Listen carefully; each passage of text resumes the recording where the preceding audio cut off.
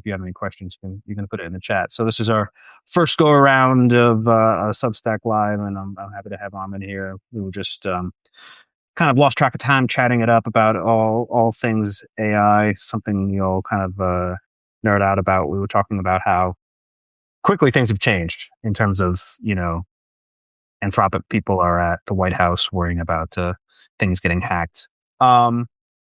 So, feel free for folks that are here. If you want to pop in a question, go for it. Um, and I was happy to have Armin because I was saying earlier, you with your background being at Millennium, working at a big shop, knowing how the place works, and also having intimate knowledge of the technology. Um, I was, I'm always happy to chat with you about it because you kind of have like eyes on both sides of things. So I'm just curious, maybe you could just sort of set the landscape of what I don't know, how do you see things evolved in the last 2 years, I think, since we started talking, and um in terms of adoption and where you see things picking up. Sure. So, yeah, I mean, it's been incredible last few years, the changes that we have seen. I think when it started, there was a lot of skepticism. Even people jokes about it. They try to like, it's like goes away. It's like something like a new hype, and it's gonna be forgotten the next couple of weeks. But 3 years, and it's still there, still very important. And it's now the national security, the AI race. It's a new moonshot. So it is getting. I think the best example for it will be like King Griffin, right? So a few years ago, there was a different tone about it. Now it's completely different tone about it, right? I think it's just very simple. People have seen the capabilities. Like you cannot deny the capabilities of AI. You cannot deny what you can do with AI. Different projects, different examples. At the maybe a couple of years before, there was some AI projects and mostly failed. But now we see a new wave of AI project, and I think people are really putting money and a lot of time into it. Do you think I wrote recently about Bridgewater and how they use thinking machines to sort of fine tune their models and sort of leveraging their IP, or like this is how they presented it. Do you see that being like part of big funds strategy now, like trying to, I don't know, get it, boil their intelligence into a format these models can use? Sure. So there's like big shops, right? The big firms that they have the data, that they have the money, they have the resources, and then you have the mid-sized one, and then you have the small one, right? So I guess the big ones, there's a rise of house models, and probably I think you covered that before, right? There's a rise of house models. People are building their own foundation models, let's say, call them, right? And using them for all sorts of activities internally. Probably it's going to be faster than the like a bigger model outside, the proprietary one that's a general purpose, right? But also I have seen people question this as well, like maybe the bigger intelligent model still do the job as long as you have a good retrieval system into it. So one of the bottlenecks is the retrieval systems because there's a massive data. How are you gonna connect that to these big models? One way is building those foundation models based on the data that you have. The other one would be building these retrieval models based on that. So both of them, they have pros and cons. And also the mid shops probably that they're just buying, they're the one that they buy AI, so buy these APIs, so on and so forth, and the smaller one as well. The mid one, there's a new niche opening up that people can take the open source or the models available and fine tune it to your data. So I've seen that one as well, building up. Do you think that would be more of the case, people building up on their own models? Yes, we definitely see the rise. Yeah, What and you had mentioned this before we started about how maybe more conversations about how these models are getting better in the architecture. And as you said that, I'm like, yeah, that's a good question because I really have no idea. 'Cause I know that we know if you pile more computing power and more data, these models do seem to get better.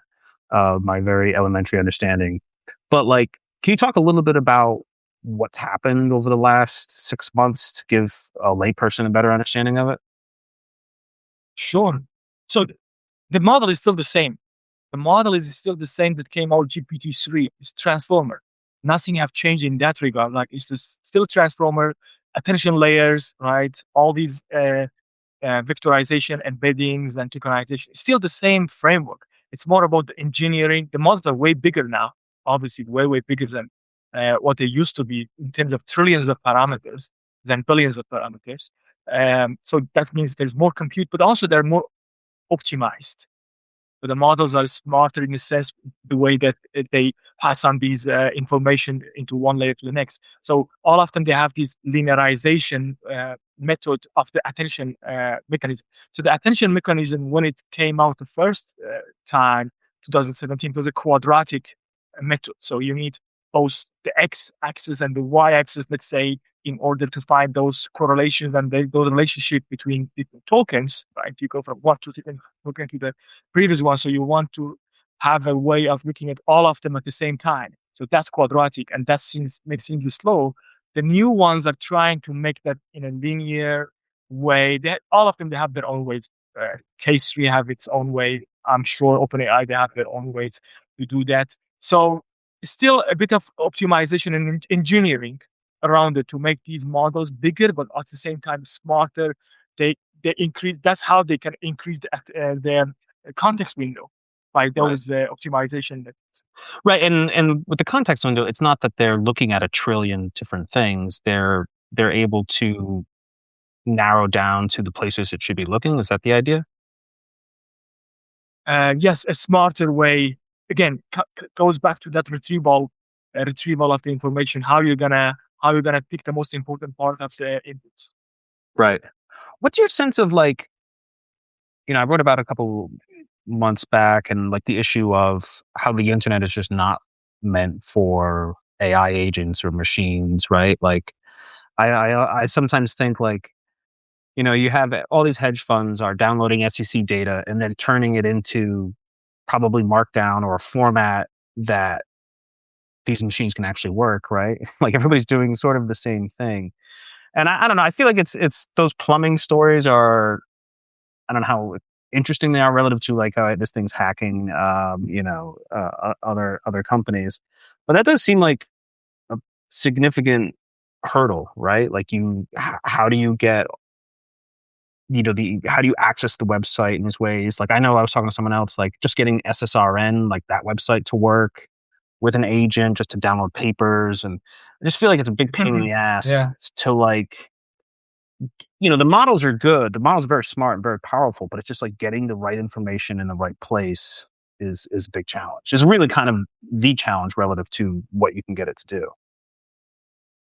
Well, internet. You're right. Internet is like, you go to a shop and it's like very messy and noisy and can't find anything. Right? There's everything over there. It's just not very organized and it's not good for everyone. I see internet is like built on layer of years of technology, and really nobody have made any improvement over it. That's why you have all these Google and these big companies. They have their own network, Right. between their cloud services to make it fast. So yeah, internet have issues for sure, and it's you're right. It's not very machine friendly, and they even make it harder, like all these proxies and things like that, that they stop these bots from reading their material IPs. So there is a zoo out there, I would say. There's lots of problem, and yet they absolutely make it harder for agents, or at least not harder, make it not cheaper for agents to get all those information that's available on the net. So there's a kind of arm race between them as well, and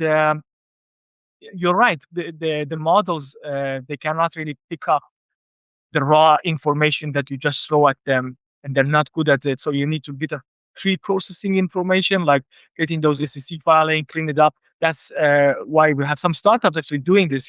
Making it more machine friendly. The information that comes out of it on the other Yeah. side. Who are those coming? Actually, I'm not too familiar. Not to put you totally on the spot, but yeah, Yeah, I forgot the name actually. it's all right. No, it's no problem. Yeah. No, I wonder about that too, because like, you know, knowledge graphs and, you know, you have these big companies. And when I was working at Bloomberg, you look up their like organizational structure and it was just like all of these different, it was basically impossible unless you had a source or someone talking to you like, hey, you should look into this particular thing. It was virtually impossible to like get a handle on all of these different subsidiaries and things like that. And I just feel like I wonder if there's going to be a place where this kind of gets open sourced a little bit, right? Like everyone's building all of this kind of information internally, or maybe, like you said, maybe there's some startups will start to do it because then Well, I would think you could query, be like, hey, does this company have any relationships that are, I don't know, anomalous or things I should look at? Because like that's a lot more fun and interesting than just looking through pile of papers of all these different pieces, I guess. well, we have AlphaSense, the most Right. famous one, right? I mean, those guys are doing like they're very popular now, right? They're very popular, not even in finance, outside the finance as well. People are Hmm. looking into them as well to try to get all these raw information. Some of them are proprietary, so you cannot even find them on internet, but most of them are. So, and also there's a rise of machine LLMs that actually deal with this kind of data. So, for example, I don't know, there's this Chinese model came out that parses PDFs, right? It parses PDF, OCR Infinity or something like that. It parses the entire PDF on the page. Just so it's trained on PDF instead of text. So Right. that is, I think, one way that people are realizing the models are not good at with those kind of data. So they start from scratch from those data to train the models. And as we go forward, I think as training these models become cheaper and cheaper, I think they will be better at these bottlenecks. Do you see any evidence for like increased cover, like when I cover like increased coverage of names, right? Is that necessarily leading to like more trading or maybe more volume? Like, I don't know, one thing I've sort of batted around with folks over the last few months is like, all right, well, if if it's easy to do research and people can get up to speed faster, like, is that leading to investments being made that wouldn't have been made because they didn't really have capacity before? That's a good question, Matt. So it's so one thing we know it's always investment. So capital is limited, right? There's limited amount of capital. How are you going to allocate that, right? So there's two things and one of them is the capital market. The other one is attention economy, attention market. So how much people talk about what, right? So the capital market is still the same. So we still have these funds and the whole ecosystem of the capital markets, right? From the buy side to the sell side, execution in the market, right? Somebody picks up the phone. I need to get this investment, send the order to a broker. The broker goes to the market, execute, so on and so forth. But the attention economy used to be much slower, right? So it used to be a news breaks out, may take some time to go to the main Bloomberg terminal, then will be priced sometimes later, right? But now it's like that part, the information all the way to being priced and being like asset allocated to that kind of information have been, I think, fast speeding up, which means that there is more trading activity because of that. So decisions are being made faster because of that. So the capital market still works the same, but the attention economy becomes the, how we say, higher frequency. So it works at the higher frequencies than it used to be because of the new technology. Right. And I think when you had with some of the work you did at Sunisa with like your breakdown of news and the like principal component analysis of like, was it kind of always an issue of like a news avalanche, right? Like you kind of open your inbox and it's just like there's just too much coming at you. And from what I remember chatting with you and some of their services is that it basically winnows things out unless they're different, right? Like all the stuff that is basically saying the same thing, I don't want to read that. Like I don't want to be alerted to it. I don't want it to be surfaced. But I do want to know where people are disagreeing or maybe this is a counterpoint. I'm curious, like, and I had also had heard of some firms talking about how, okay, I have my thesis A, right? And it's predicated on, X, Y, and Z reasons. I want I want an agent to pay attention to X, Y, and Z reasons and see if those start to change. Because if those start to change, maybe my thesis does.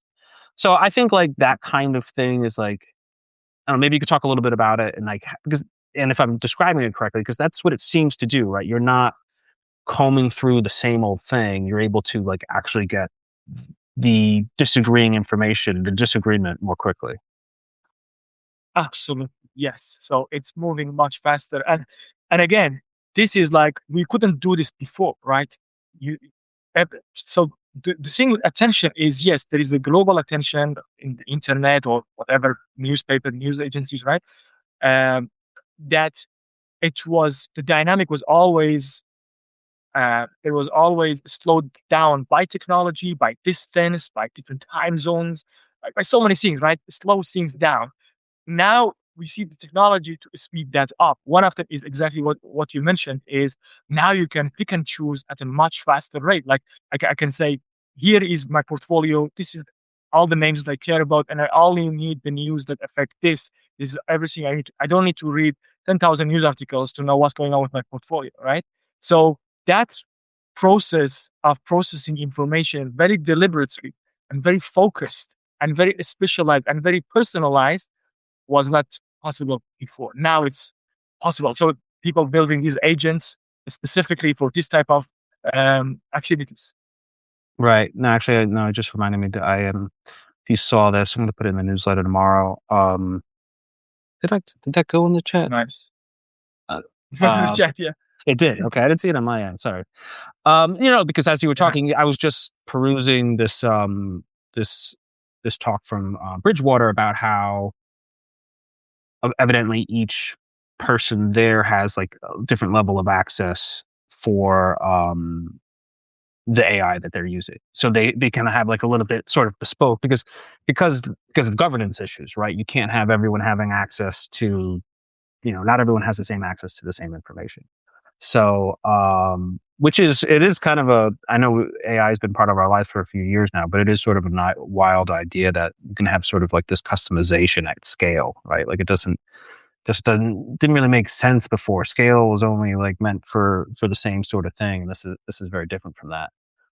Um, Another thing I wanted to ask, I don't know, can you hear me? Get some technical issues? Oh no, just me now.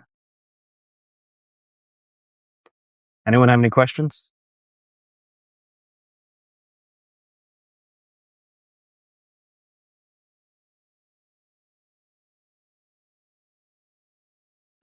Come back, I'm on.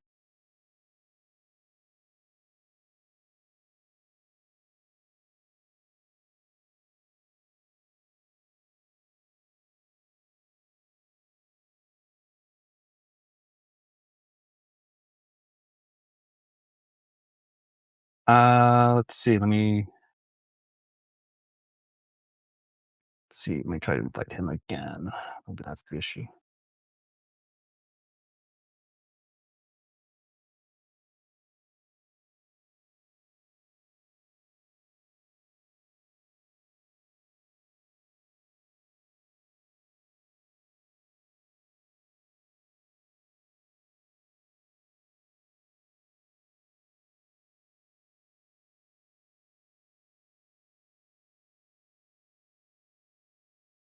Hey, sorry to lose you there.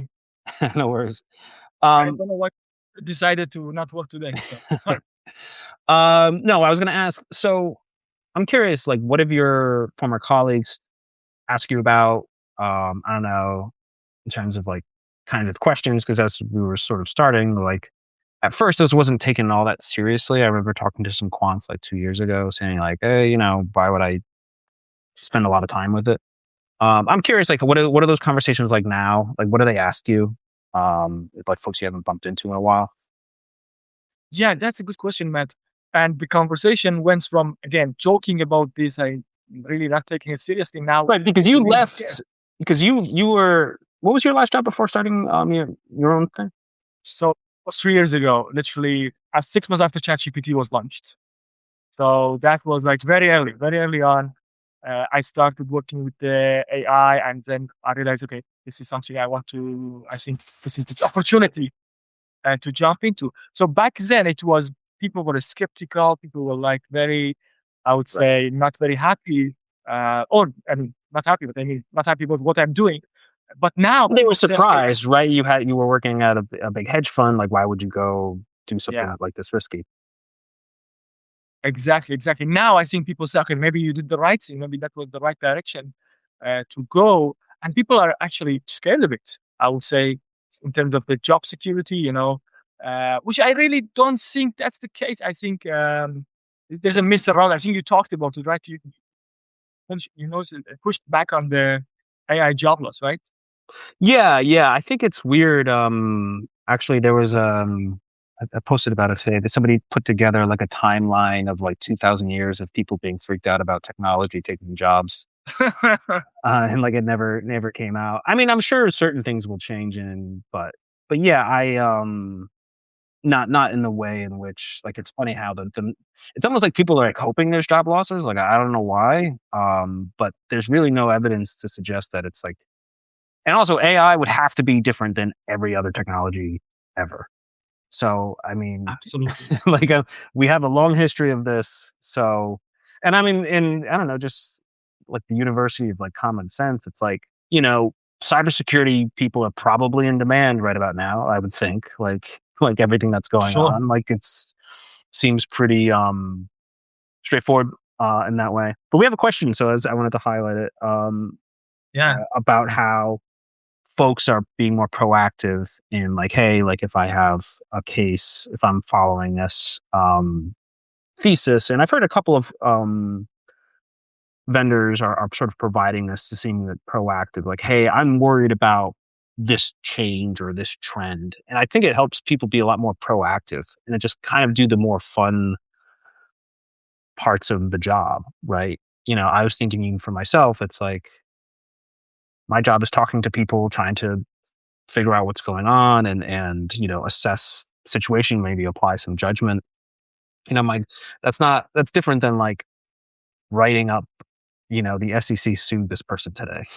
Like that's not it's like, yeah, that was for a long time, just part of the job. Like, okay, this press release comes out, you write it up and like that's it. Like that's not wasn't like the funnest part. But I think like this tech, it's like, all right, well, it actually gets you to be more I don't know, you can have apply more judgment more often because you're not doing like Excel work and things like that.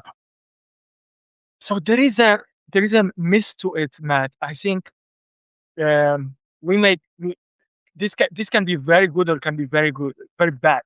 I think very good is the way that I look at it in the job market is that productivity going up.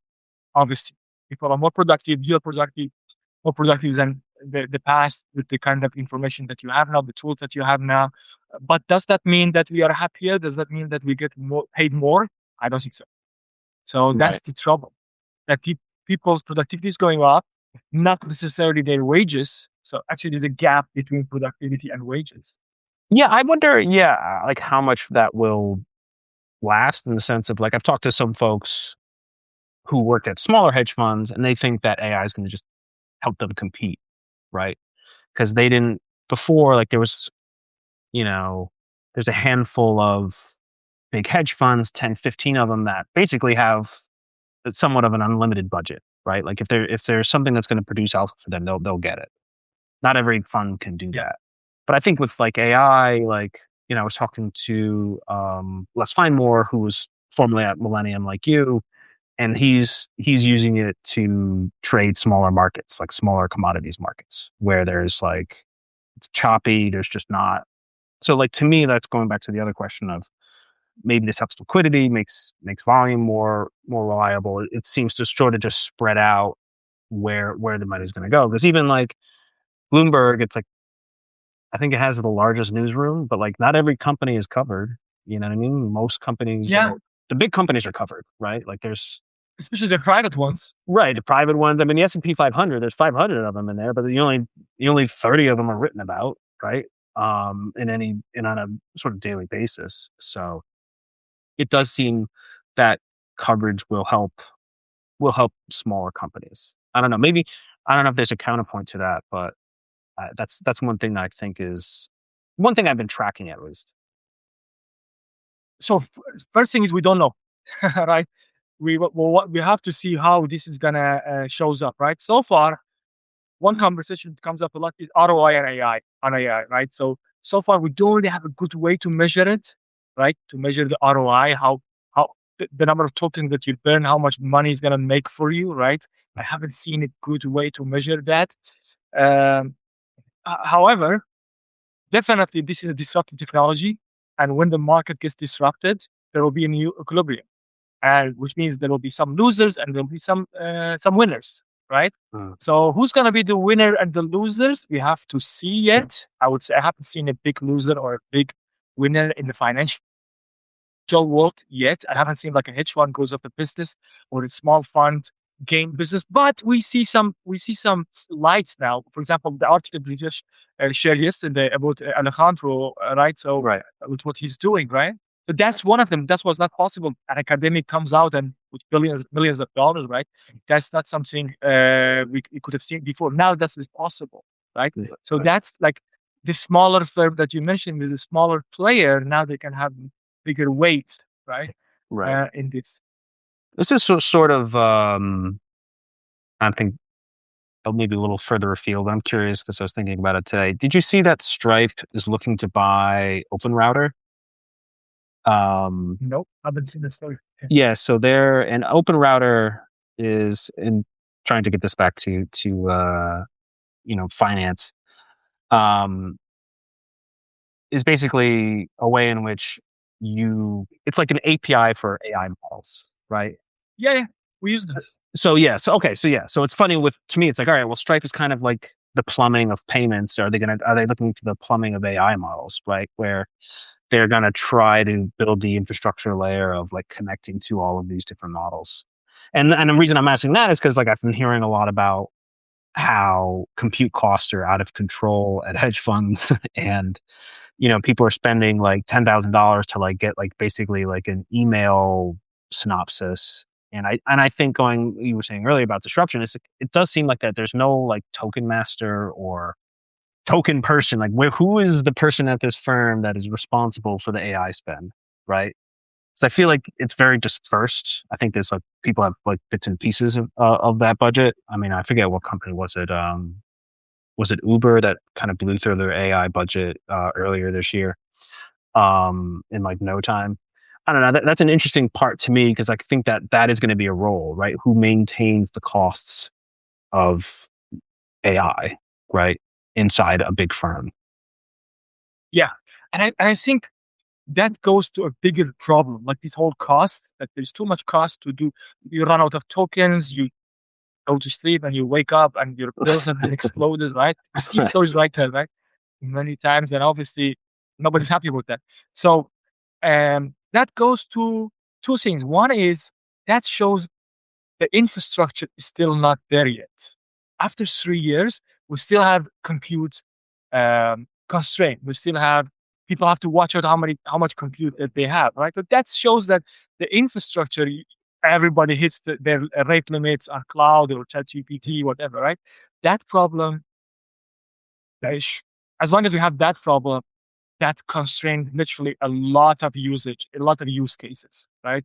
Because now you have to prioritize what kind of problem I have to. So that goes back to instead of watching the cost, watching the problems that you want to solve with this. What should be the priority, right? So I think in those companies, the person more of watching the cost is like, what kind of problem we want to throw this compute at, right? So there will be a selection criteria. Right. Oh, yeah. Like, are we going to use this limited compute resource in the most efficient manner? Exactly. Yeah. What's your sense of like? I know you talk to these funds, and their sense of adoption and where people really are. So I feel like it's someone who writes about this all the time, and it's fun to talk about all the frontier and the leading capabilities. But what's your sense of like where people actually are in terms of implementation? I think it's getting competitive. I think it's heating up. I think now the models are at levels of capabilities that are getting ready for trading and Hmm. calling some shots. Not all the shots, at least. So they used to do. So, for example, a year ago, the models can do all the reading and you can make the judgment, right? So if I'm someone in a Right. fund, I need to make a decision. I need to give these agents to do all the readings that I need to do or get all the information that I need to do. And then I will call the shots. Okay, I'm going to buy this, whatever, right? Is the investment decision that I need to make. I think we're getting to the place that the models are getting smart enough to not just do the reading, but also do at least some part of the judgment, right? So if I'm a portfolio manager, at least not a high frequency one, a discretionary guy, right? That I can make a few trades a week, and now I have some allocation, but I can't do all of this job myself. Instead of hiring a junior or somebody else, maybe I can get some help with AI, do some of that process. I have seen people do that actually. So Oh, their interesting. own investment thesis, the way that they make their investment. Let's say, I'll give you an example.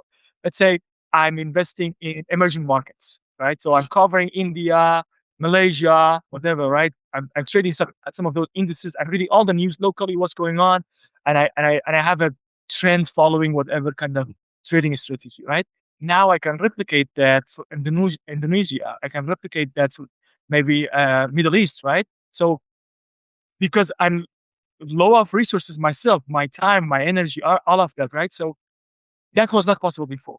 I think now we're getting to at least some kind of replication, not just new ideas, but some kind of replication that I can now, instead of trading in one country, I can trade in 10. Interesting. Because basically you're applying the same thesis but across more markets. Exactly.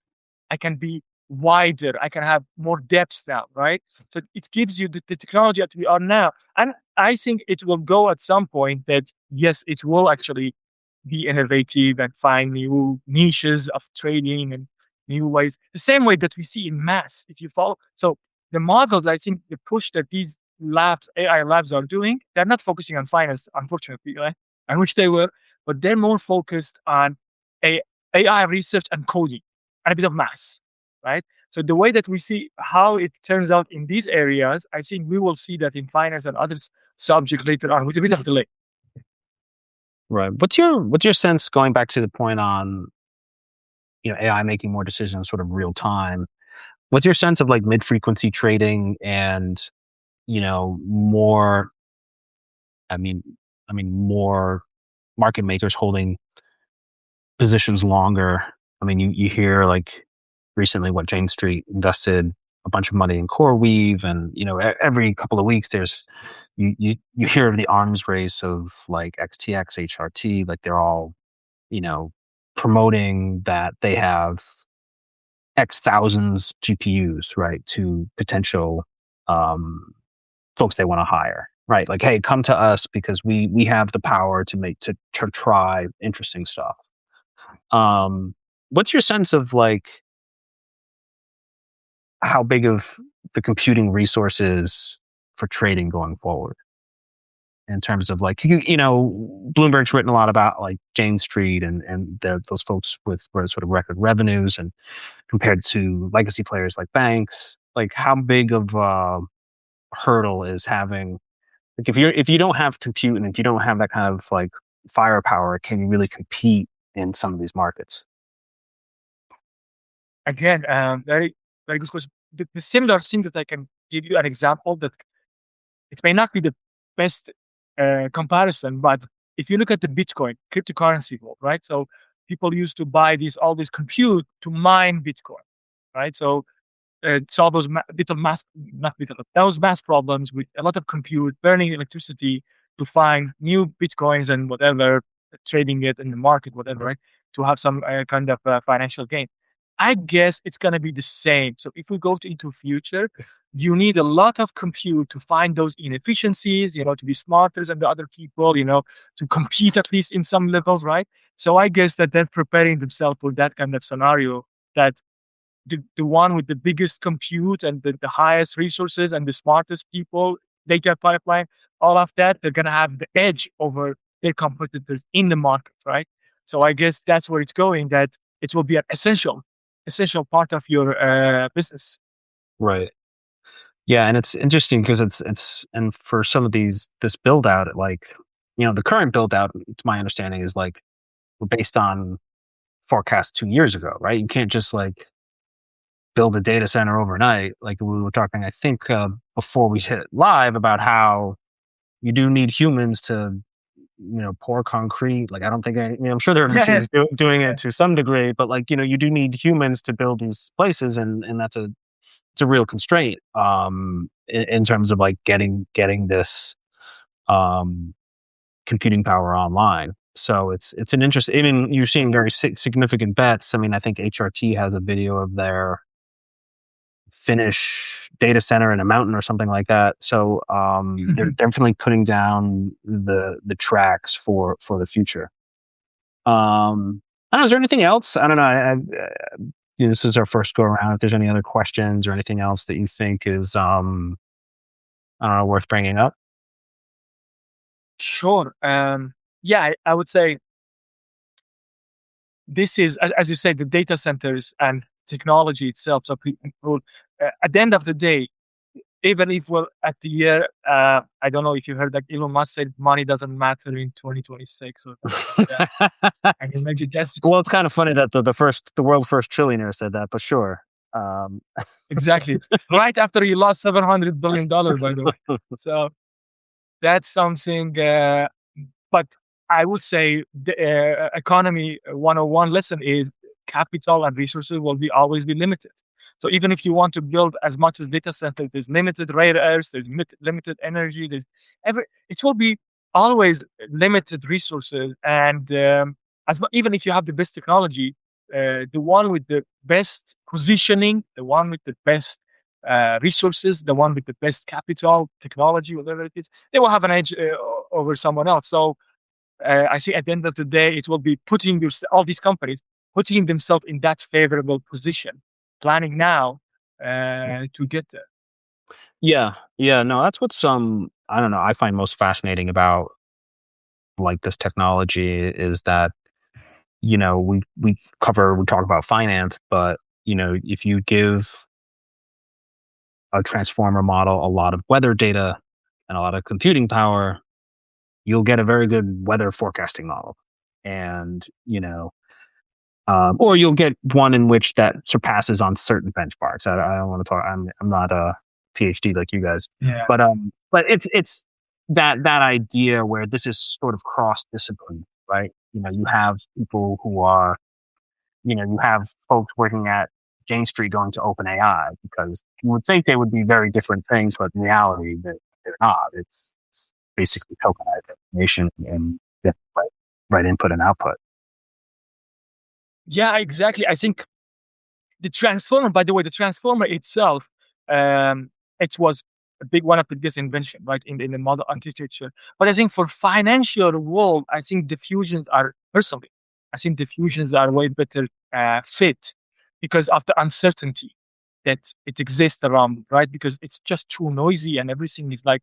So I think if I was working in this myself and I have the resources, I will focus on diffusion models. I would just, yeah, give the chance to some of these applications that we're looking for. So, for example, for the time series, there's always uncertainty. There's always like people are focusing on transformers, but I would say maybe looking at different architecture would actually worth the investment. Right. Now, put you on the spot again, but all right, diffusion models. I can sort of wrap my head around next token prediction, but diffusion models kind of Yeah. surpass because it's like, all right, you're going to take something and denoise it, and if you do that enough times, you'll get the output that you want.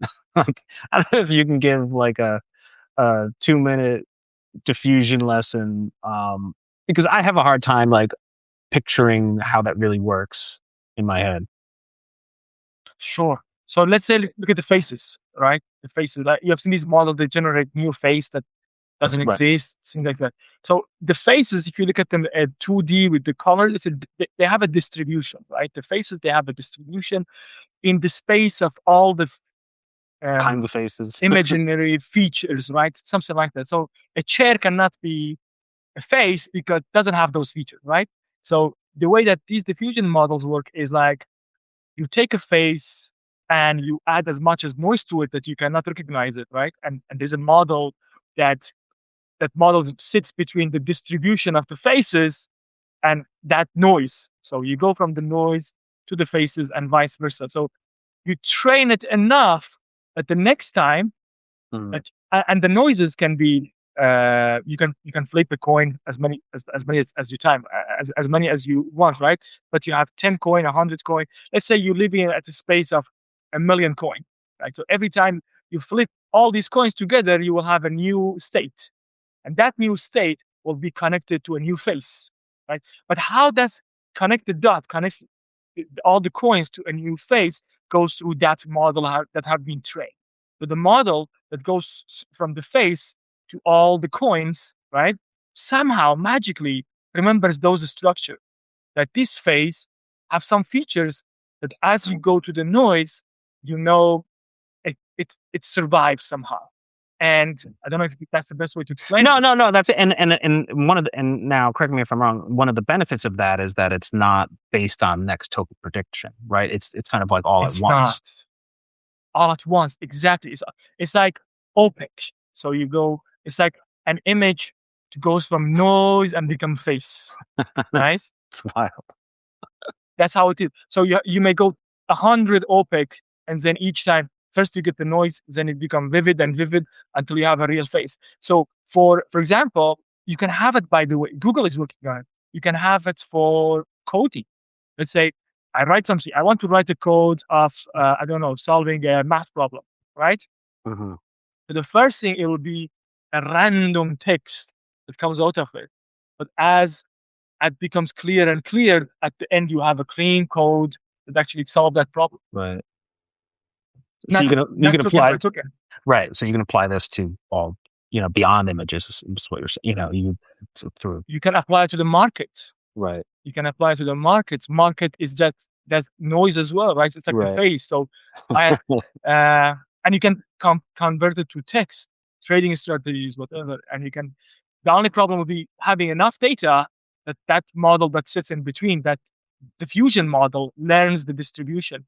So Mm, just to wrap it up, the the noise have a distribution.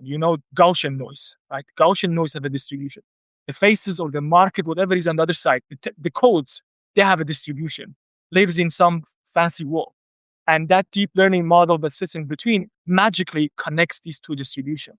And that's how it works. wow. And what's your sense of like? Is anyone? I mean, I doubt. Obviously, folks are tight-lipped about what they're doing. But do you see that being worked on, or have a sense that's being worked on, and maybe that'll be part of workflows in a few years, or I think yes, people start working on that. I think people start to working on diffusion models. Not in finance. I haven't seen really a good version fine. of that in finance, Yeah. but in other like in But you think in finance Google is it'll come around? Do you think it'll be, or at least it'll be experimented with, given the successes in other domains? so. Just to be on the safe side, I may miss the publications that have shown in finance. I haven't seen anyone being popularized. Right. Yeah. Maybe No. someone Same. will Same. be. No. Yeah. Same with Yeah. me. I haven't. I've seen like that, and like it's like one of those topics that I'm sort of aware of, but not sort of deeply ingrained. And another one is like digital twins and simulations of that as well, where it's like I need to spend some more time talking to folks like you to to get a better understanding, or Thanks. to be able to write about this in an authoritative way. So I have now my memory is working. Now I know that there are, for example, LOB models of limit order books, right? So Right, you have right. these high frequency traders that and the shape of the LOB is like a random face that is changing from 1 second to the next, to the right, to the right, to the left, right? All the buyers and all the sellers in a millisecond and nanosecond they change, right? So I know there are diffusion models to predict that. So for example, you want to, because these data are very expensive, so you want to generate synthetic data or simulate the market environment, simulate the LOB. So I know people have used diffusion models for that. Some models Okay. can as well. So for that, but I haven't seen the diffusion concept being applied to other data sets like SEC, like Right, text, like things like right. that, Interesting. or Interesting. charts. Yeah, Well, this was great. I mean, it was fun to catch up, to talk about likewise. this. I know Yeah. we can always talk about, we can keep going, I'm sure.